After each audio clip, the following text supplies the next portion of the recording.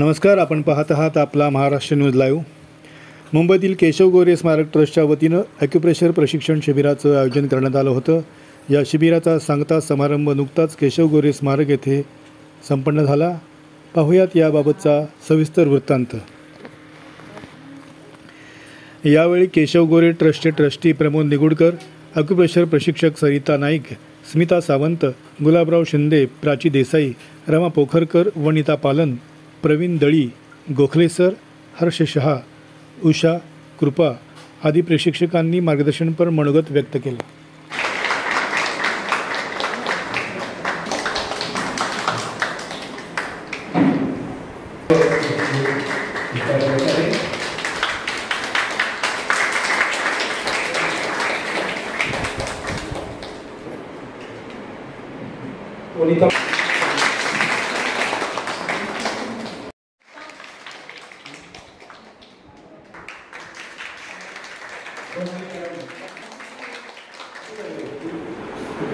Operation cancel झाले स्पाईनचे, पण योगाने नेमकी आपली जागा वाचली रिझर्व करण्यापेक्षा आपला किंवा आपल्याला तरी उपचार करता येईल व्यवस्थित, त्या दृष्टीने निघाला। महत्त्वाचं इथं आल्यानंतर काही गोष्टी अशा होत्या की इथे सगळे आम्हाला शिकवणारे सगळ्या एक्झाम असलेला असतात, कुठले अध्यक्ष शिवाय इथे येऊन सगळ्यांना ट्रेनिंग देतात। म्हणजे एखादा ट्रेनिंग असेल तर मी शिकवणार असेल तर मी एकटा ठीक आहे, इथं सगळे जर उपस्थित असतात आणि सगळ्यांना मार्गदर्शन करतात, ही सगळ्यात मोठी गोष्ट। आजच्या तारखेला दुर्मिळ करतो सगळे, माध्यमातून अनेक ॲक्युप्रेशर थेरपिस्ट घडतात, इथं पुढे जाऊन सेवा दिली आपल्याला। माझी एक विनंती आहे आपल्या ट्रस्टला की यापुढं अनेक प्रशिक्षण राबवावे जावे, जेणेकरून सगळ्यांना फायदा होईल, त्यातून अनेक प्रशिक्षण सगळे तयार होतील आणि त्याचा सगळ्यांना फायदा होईल। धन्यवाद, तुम्ही सगळ्यांनी सहकार्य केलं त्याबद्दल आम्ही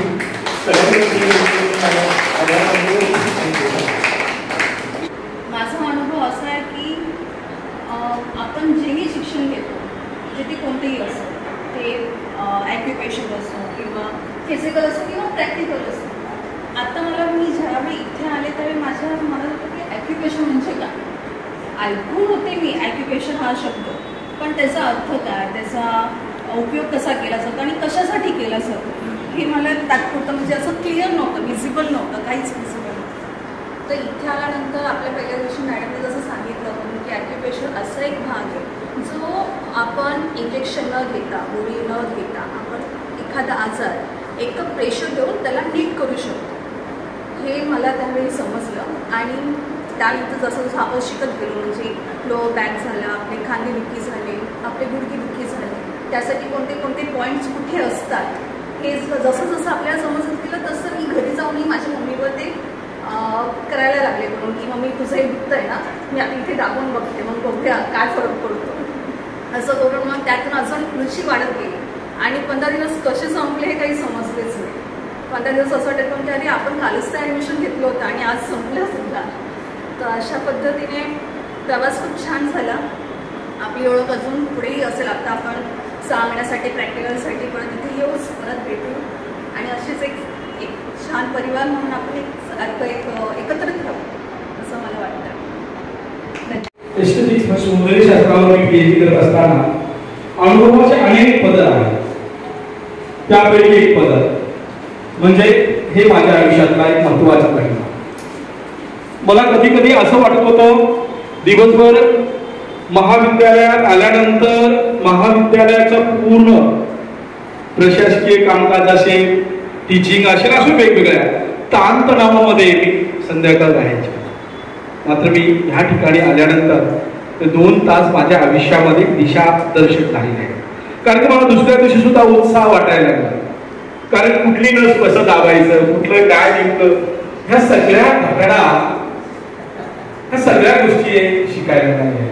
कारण की कदाचित माझ्या प्रवास वर्णनामध्ये ह्या सगळ्या घटना एक अनुभव होऊन जातात, जे मी माझ्या शरीरावर कधी अभ्यास केलेलाच नव्हता, की कुठली नस कुठे असते, प्रत्येक घटना कशी असतात आणि किती बारकावे असतात, आणि प्रत्येकाने तितक्याच काळजीपूर्वक प्रशिक्षण देत होतो। कधी ती लहान बाळा म्हणजे बाळाला ते अक्षरांची ओळख शिकवणारे प्रशिक्षक आहेत, तर कधी हाय लेवलला जाऊन सुद्धा त्यांना रिसर्चच्या मुलांना शिकवणारी भाषा सुद्धा या ठिकाणी आहे.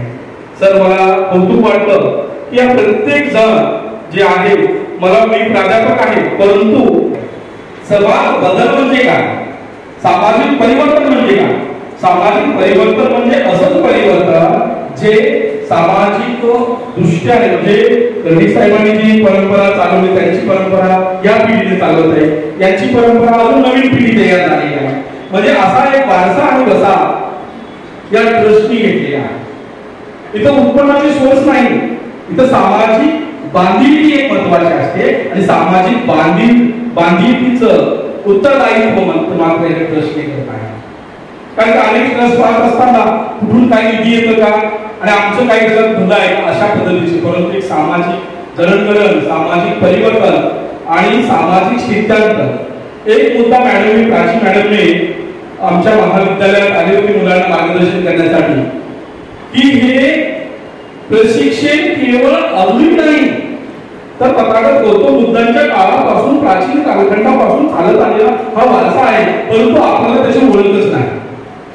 कुणीतरी येणाऱ्या पिढीने हे सर्व गोष्टी शिकणं ते बारकाईने आमच्या मुलांना समजून सांगलेले आहे. म्हणजे एक व्यक्तिमत्व हे सगळं समाजाचा म्हणजे अनुभवच आहे. आणि अशा या सगळ्या 15 दिवसाच्या प्रशिक्षणामध्ये माझ्या व्यक्तिमत्वाला अजून काही तालव्या फुटलेल्या आहेत, कारण की ते मी ते साठवून ठेवलेलं आहे. आणि अधिक न बोलता आपल्याला आपल्या मार्गदर्शक म्हणून जे लाभलेले आहेत सन्माननीय ट्रस्टचे अध्यक्ष प्रमोदजी निरगुडकर सर यांना विनंती करतो की त्यांनी आपलं मनोगत विस्ताराने आम्हा सर्वांनी मार्गदर्शन करावं. व्यासपीठावरील सगळे सन्माननीय मार्गदर्शक, Naik madam, Samant madam, Kokle sir, Shinde sir, Prachi,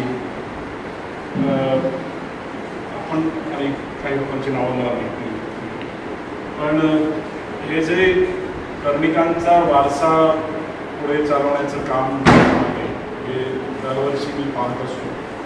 आणि दरवर्षी तुमच्यासारखे ज्यांना यामध्ये रुची आहे किंवा सुरुवात काही लोकांची गरज म्हणून सुरू होते आणि मग रुची निर्माण होते आणि मग अशा प्रकारची सेवा आपण करावी, लोकांनाही आपल्याला आपल्या ज्ञानाचा काही उपयोग होतो ते सांगावं या दृष्टिकोनातून काम करायला लागतात. आणि मला असं वाटतं की नायक मॅडम असतील, सोमेश्वर सर आता गेले, शिंदे सर असतील, या सगळ्यांचं काम जे आहे ते इतकं संसर्गजन्य आहे.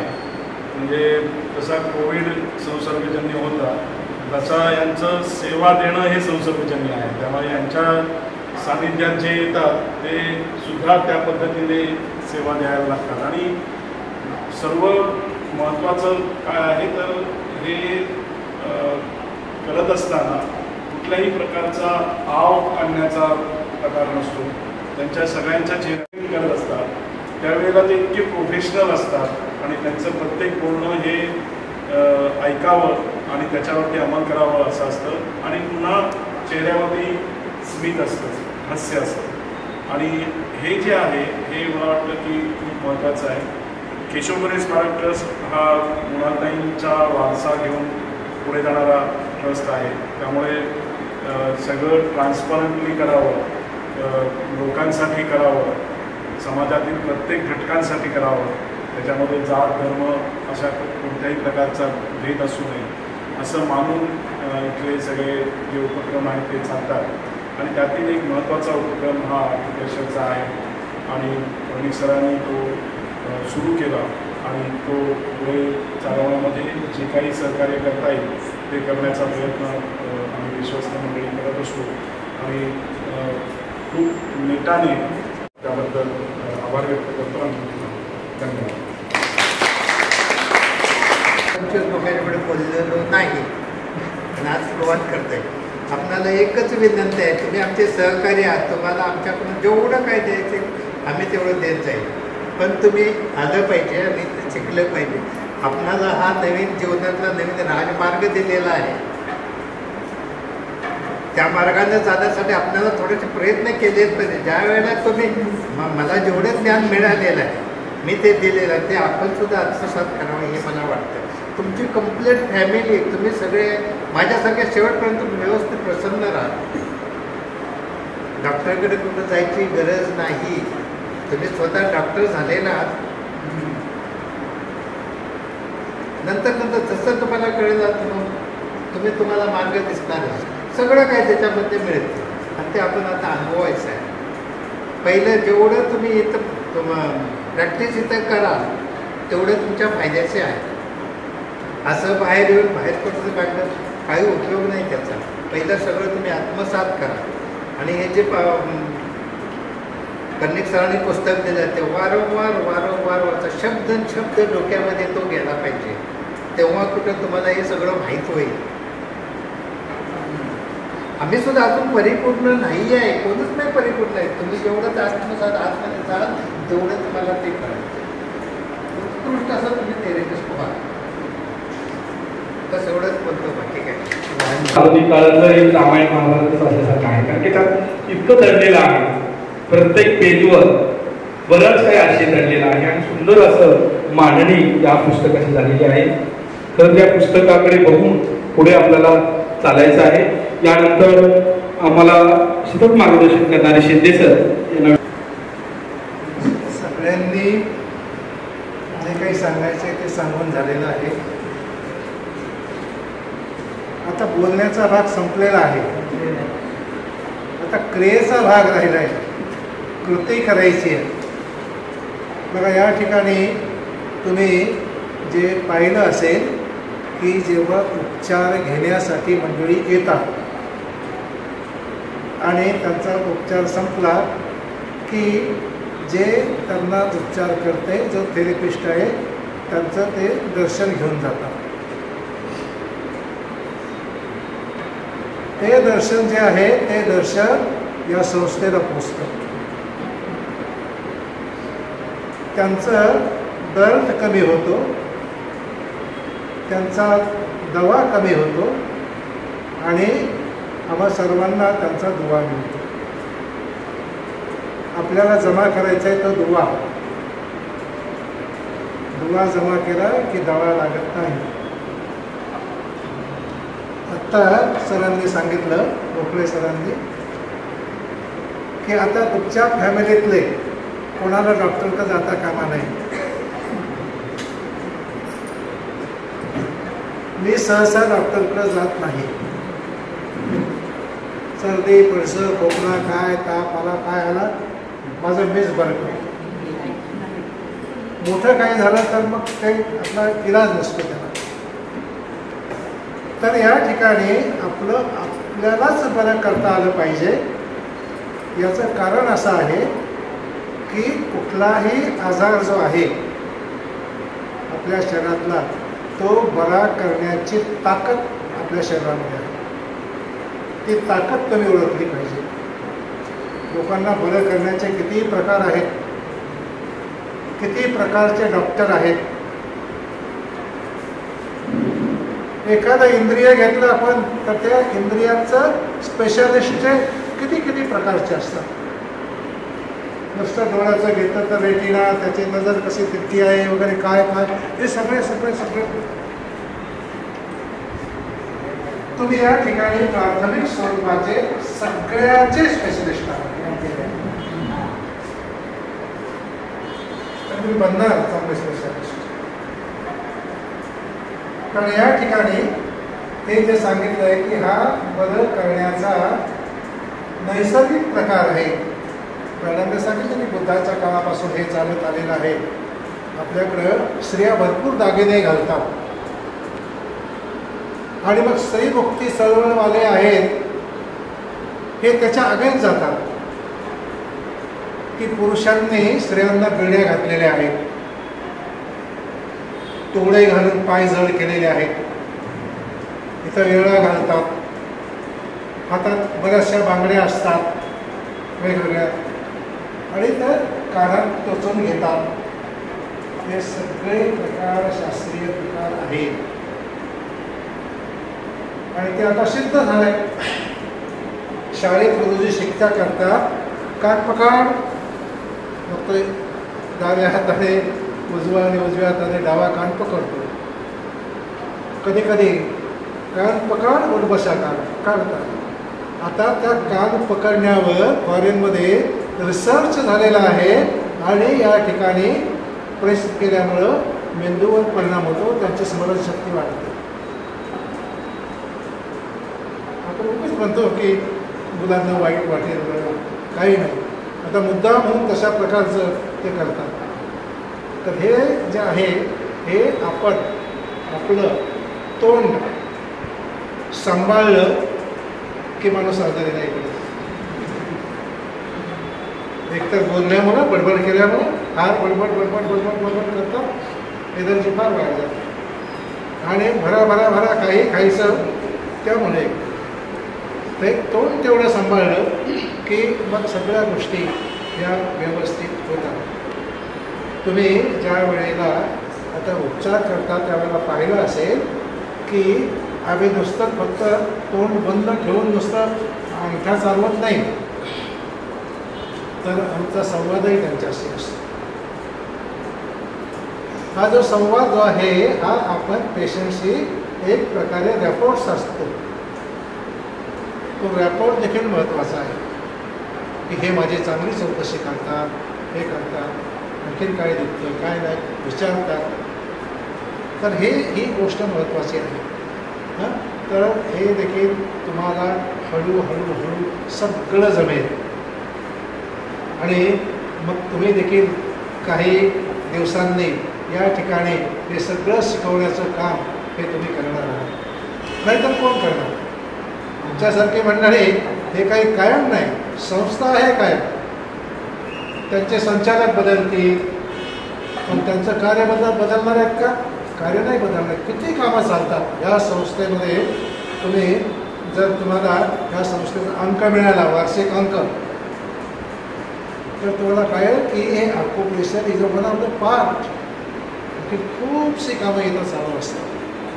त्या कामापैकी एका कामात तुम्ही सहभाग घेतला आहे, व्यवस्थितपणे शिकलात, ज्ञान मिळवलं आहे. आता तुम्हाला त्याचं ॲप्लिकेशन करायचं आहे. हे ॲप्लिकेशन करताना तुम्ही कधीही टाळाटाळ करू नये, अशा प्रकारची तुम्हा सर्वांना विनंती. हे जे आहे हे प्रॅक्टिसने चाललं येतं आणि ती प्रॅक्टिस तुमच्या हातून घडवू अशा प्रकारची मी तुम्हाला आशीर्वाद विनंती करतो आणि माझं पसंत संधी घेतो.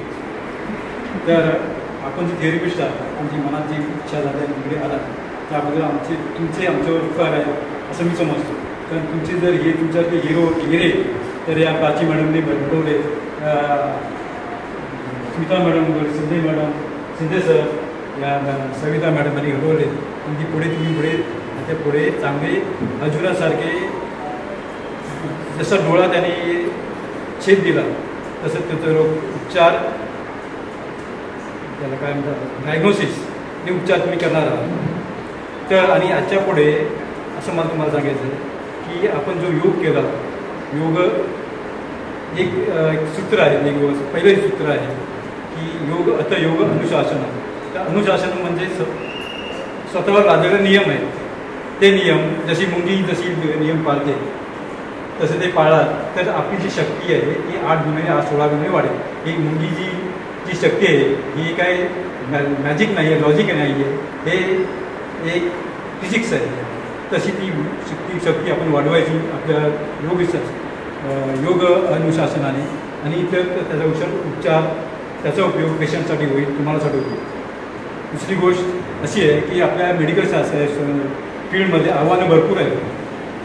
आव्हानं अशी आहे की 50-40% जे सर्जरीज हे अनवॉन्टेड सर्जरीज असतात. ती तुम्हाला त्याच्यासाठी तुम्हाला एक्सपर्ट व्हायचं आहे, ते प्रथा बंद करायचे आहे, असं तुमची आव्हानं. आता ते दुसरं मी हे वाचलं होतं की काय स्त्रियांचं ते सिझरिंग करतात तर ते ॲक्युपंक्चरच्या लेबर पेन हे ॲक्युपेशनसुद्धा केलं जातं. निघालं जेवढं कुठे तर लेबर पेन अवॉइड करण्यासाठी किंवा हे लेबर पेन सिझरिंग अवॉइड करण्यासाठी हा एक पर्याय आहे, पर्याय होऊ शकतो पुढे. तर आणि आपल्याला पुढेची चांगली वाटचालीची शुभेच्छा. चांगले गेले असतील हो ना, ओरडणारे होते ना मॅडम, मी नव्हते.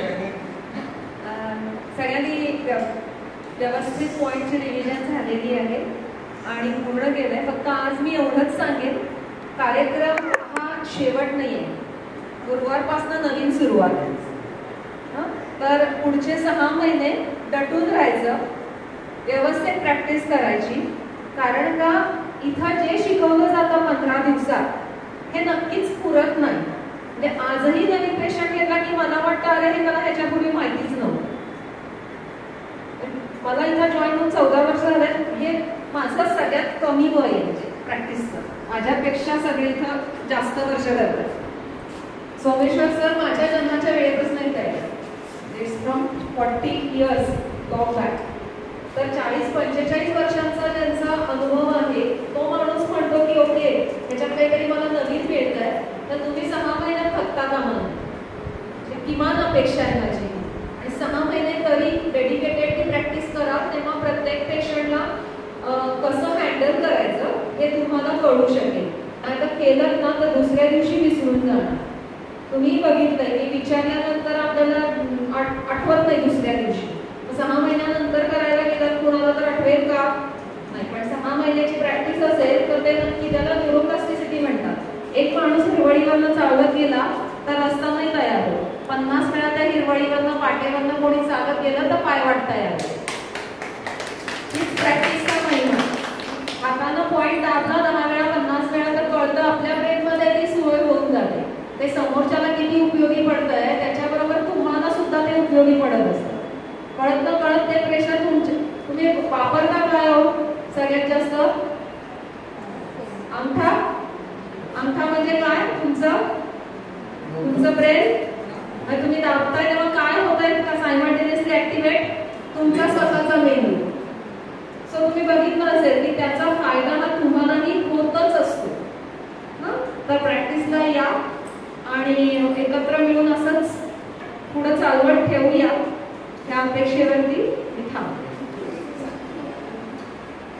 2 गोष्टी लक्षात ठेवायच्या की हा एक यज्ञ आहे, हे एक तप आहे. हे करताना आपल्याला कधी कधी त्रास होतो. आमच्या वेळेला आम्हाला दमायला पण होतं 3-4 पेशंट्स केल्यानंतर. सोमेश्वर सर तर अनेक पेशंट्स करतात. पण हा एक काय असतं म्हणजे आपलं गीतेमध्ये भगवद्गीतेमध्ये जे सांगितलं आपली काही ऋणं आहेत फेडायची. आपण जेव्हा जन्म घेतो तेव्हा आपले काही कर्म आपल्या बरोबरीने असतात आणि काही ऋणं असतात फेडायची. समाज ऋण असतं, पितृऋण असतं, ऋषी ऋण असतं, निसर्गाच्या प्रती आपले काही कर्तव्य असतात. तर ह्या एक समाज ऋण म्हणून आपण करायचं. ह्याच्यामध्ये आपल्याला आर्थिक फायदा नाही, पण पेशंटला बरं वाटल्यानंतर त्यांच्या चेहऱ्यावरचं जे एक रिलीफ, हास्य आणि आशीर्वाद जो असतो ना, बरं वाटलं वा, हे जे मी आले तेव्हा मला खूप दुखत होतं मॅडम, आता मला खूप बरं वाटतंय, हे जे शब्द असतात ना, हीच पुंजी असते आपली. कळलं ना? ह्याने आपला कर्माशय चांगला होतो. तर हे एक तुम्ही तप म्हणून घ्यायचं, तप म्हणून स्वीकारायचं. कारण आमचा असा अनुभव आहे की सुरुवातीला सगळे येतात, त्याच्यानंतर 6 महिने सुद्धा कोणी येत नाही. Whatever may be the reason, जॉबमुळे नसेल, घरातल्या अडचणींमुळे नसेल, डिस्टन्स असतं काही काही वेळेला. पण काही जण इतके लांबून लांबून सुद्धा येतात, कंटिन्यू करतात. सर्टिफिकेट मिळालं की जायचं असंही करायचं नाही. शक्यतो निदान आठवड्यातून एकदा तरी यावं. 2 दिवस असतात आपले. ही माझी रिक्वेस्ट आहे. कारण आम्ही जेव्हा शिकवतो तेव्हा जीव ओतून तुम्हाला शिकवतो,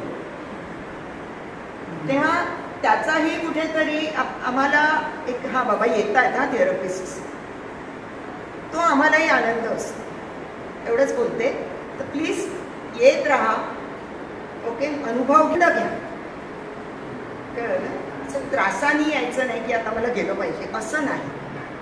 हे अत्यंत आनंद देणारी गोष्ट आहे. तुम्ही जेव्हा हे सुरुवात कराल आणि तुम्हाला जेव्हा पेशंट्सकडून ते फीडबॅक्स मिळतील ना तुमच्या ट्रीटमेंटचे, त्यावेळेला तुम्हाला कळेल हे किती आनंददायी आहे आणि ह्या आनंदाला तुलना नाही.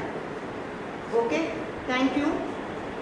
अपने कंट्रोल करने में भी तकलीफ होती है. कभी मैं सबको कॉल करके बताना पड़ता है आ जाओ आ जाओ आ जाओ. ऐसा नहीं होना चाहिए. आप सभी लोग एक समाज सेवा है. समाज सेवा में आप लोग को सब मिलता है. हम लोग समाज के लिए क्या देता है तो एक सेवा है. बाद में हम लोग ट्रस्ट के लिए नहीं आ रहे, अपने के लिए आ रहे हैं. इधर आने के बाद आप थोड़े दिन आ जाओ, हम लोग सब फैमिली के जैसा हो जाता है. फिर आप एक दिन भी मिस नहीं कर सकते हैं. इतना खुश होते इधर आने के बाद अपने बताओ सब कुछ भूल जाता है. सबका घर पे प्रॉब्लम रहता है, ये ना नहीं बोलती.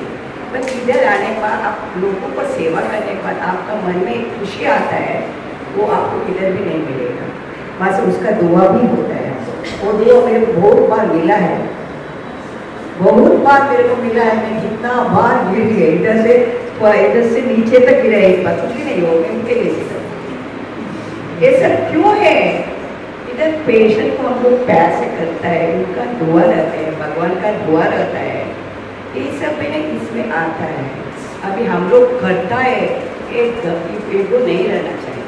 हम लोग पेशेंट को बरोबर करते हैं. वाह, मैं ये भी सुना है इधर आने पर, देखो वो पेशेंट में अच्छा क्या है, मेरे को सब बातें ये भी नहीं है. किधर अपना अभी हम लोग इतना प्रैक्टिस करने के बाद अपना किधर भी गलत होता है. मैं नहीं बोलते, हम लोग भगवान नहीं है. इधर भी हम लोग एक संभालने के लिए भी एक बार मेरे को तकलीफ होता है. ये पेशेंट में कब का आया है, ये पेशेंट में कब का आया है, वो भी होता है. इसलिए सब लोग आके थोड़ा अपना हाथ बढ़ाने के लिए मैं आप सबसे रिक्वेस्ट करती है, सब लोग आओ और अपना ये ट्रस्ट ये शिविर चलाने के लिए मेरे को बहुत ये दिया है. प्राची देसाई, शिंदे सर, स्मिता सावंत और सब लोग भी दिया है मेरे साथ. ऐसा नहीं है इन लोग पे आप मैडम करो क्लास, कुछ भी हो तो हम लोग देखेंगे, हम लोग संभालेंगे. ये इनका सब ये वजह से मैं क्लास करने को आज एक महीने में थोड़ा सा गड़बड़ होता, ट्रस्ट का सरल से भी गड़बड़ हो गया था. तो आगे पीछे के यार कोई थेरेपिस्ट नहीं आया, स्टूडेंट नहीं आया. मीन्स 5-6 स्टूडेंट करके हम लोग इतना आप बताया मालूम है, आप कब से सिखाता है आपको मालूम है. इतना मेहनत करना इसलिए हम लोग बाद में कैंसिल किया. ये बार अच्छे से हो गए. स्टूडेंट 5 लोग नहीं आया लगता है मेरे को. फिर भी आपका आप बोलने से ऐसा लगता है हम लोग अच्छा किया लग रहा है. क्योंकि तुम लोग इधर प्रैक्टिस करने को आता है ना, तभी हम लोग ऐसा लगे हाँ से हम लोग अच्छा किया, सब लोग स्टूडेंट आ रहे हैं. करेक्ट? हाँ, इसलिए सब लोग आ जाओ. और मैं स्पेशली केशव स्मारक ट्रस्ट को धन्यवाद बोलते. क्यों बोले मैं अपने को सेवा करने के लिए वो एक आस्पद दिया है, समाज सेवा करने के लिए आस्पद दिया है. ये तो क्या कर सकते हैं, लोग कर सकते हैं क्या? ये सेंटर नहीं है, अपने सर्च स्टार्ट किया, ये सेंटर हम लोग नहीं मिला, हम लोग किधर करो, क्या सेवा करो? मन रहेगा तो किधर भी सेवा नहीं कर सकते हम लोग. इसलिए मैं इधर का ट्रस्टी को और केशव मनाल गोई को, केशव ऑल ट्रस्ट मेंबर्स को धन्यवाद करते. पद्धतीने मनोगत व्यक्त केले. ही कविता मला आठवली. देणाऱ्याने देत जावे, घेणाऱ्याने घेत जावे, घेता घेता देणाऱ्याचे हात घ्यावे. म्हणजे याचे सगळे आपण बोलूया. आजच्या या कार्यक्रमाचे आभार मानण्यासाठी मी भाग्यश्री नावडे यांना विनंती करतो त्याच्या कार्यक्रमाचे आभार मानतो. एकच बोलायचं, आपल्यामध्ये जेही आतापर्यंत आपण 15 दिवसात जे शिकलो, जे आपण शिकता जे अनुभव आले, तो कोणाला काही सांगायचं असेल तर तुम्ही येऊन इथे सांगू शकता. तो कोणाला काही सांगायचं आहे जे अनुभव आले? कोणीच नाही बोलली नाही आहे. पण एक दिवस माझ्या इथे म्हणजे हृदयाच्या खाली जी आपली परखडी असते ना, इथे मला असं जोराचं पेन होत होतं सकाळपासून. तर मग प्राची मॅमला मी सांगितलं की मला इथे असं पेन होते, तर तुम्ही मला ते 9 पॉईंटचे द्या म्हणून. तर त्यांनी मला सांगितलं की तू फक्त हे हातावरती असं हे कर. तर त्याने माझं पटकन बरं झालं. असं 30 वेळा मी इथे असं गेलं, ते पटकन बरं झालं. तर तो अनुभव माझा चांगला होता. आणि मग मी घरी जाऊन सगळ्यांना सांगितलं की माझ्यासोबत असं घडलं म्हणून मग ते बोलले की मग तू करत का, कारण की इथे मला सारखं सारखं पेन होत राहतं अधूनमधून. असं मी जोराचा श्वास घेतला तर, आणि घरी गेले की मग मी सगळ्यांना माझ्या सासूला बसवायची, ज्या नवऱ्याला मुलांना सगळ्यांना बसवलं, थांबा मला करायचं आहे, मी बसा सगळ्यांना, ते लोक होऊन बसायचे. आणि माझा म्हणजे मॅमने मला सांगितलेलं की इथे लहान मुलांना असं प्रेस केल्याने ते रात्रीचं टॉयलेट करत, ते माझ्या मुलावरती मी अनुभव केला आणि खरंच नाही झालं त्याला. तर तो रोज बिचारा ओला करायचा आणि ते मी रोज करते त्याला. तर आता तो म्हणजे टॉयलेट करत नाही. मग 2 दिवस जरी मी केलं तरी नाही बिछावलं केलं, मला धुवायला लागलं ते. आणि म्हणजे मिस्टरांच्या पण हात खूप पेन होत होता, ते सतत गाडी चालवत असतात, मग इथे पेन होत होता. मग मॅडमकडून तेल घेऊन गेली होती, त्याचा पण खूप फायदा झाला. आणि हे तेल मी पुन्हा एकदा घेऊन माझ्या आईसाठी पण देणार आहे, कारण की ती पण खूप काम करते, तिला पण त्रास होतो. मी असा विचार केला की मम्मीच्या घरी गेला मी सगळ्यांना देणार आहे आणि सगळ्यांनी बसावं माझ्यासोबत. असणारे प्रमोद सर म्हणजे आमची ओळख आधीपासून होती, 2016पासूनची ओळख. म्हणजे मी साथी चंदुबाई मेहता ट्रस्टमध्ये 10वीला तिथे शिकायला होते आणि तिथून जो प्रवास सुरू झाला आहे तो अजूनही सुरूच आहे. तर आपण इथे थांबूया आणि सगळ्यांना मी धन्यवाद करते, तुम्ही इथे आलात, मार्गदर्शन केलं आणि तुम्ही आम्हाला वेळ दिला, तुम्ही शिकवलं, त्यामुळे आम्ही शिकलो, त्यासाठी तुमचेही आभार. आणि आपण त्यांच्याकडून घेतलो आणि तुम्ही इथे आलं म्हणून हे सगळं झालं. म्हणजे भले ते 20 जण असो किंवा 25 जण असो, त्या आलात, इथे प्रशिक्षण घेतलं आणि आपण पुढे चाललो, त्यासाठी तुमचेही आभार. आणि आपण इथे थांबूया.